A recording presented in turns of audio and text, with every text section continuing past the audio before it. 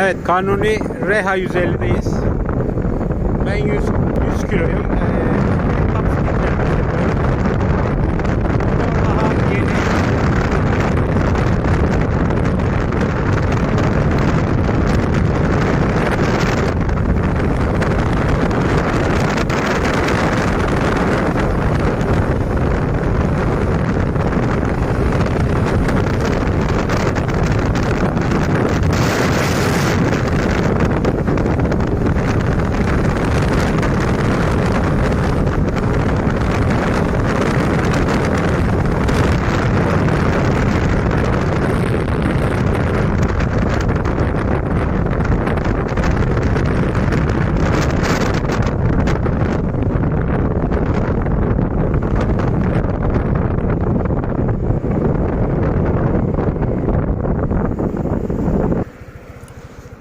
Açıkça söylemek gerekirse hani birazcık rampa yukarıydı. Normalde buradan inişte 100-105'i gördüm. Çok da fazla sıkıştırmak istemedim. Motor daha yeni, görüldüğü üzere daha 500 kilometrede değil.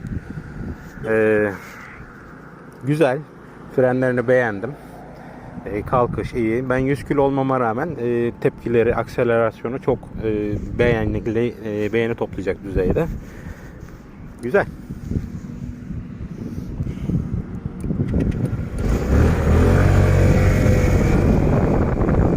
Hızlanması yerinde.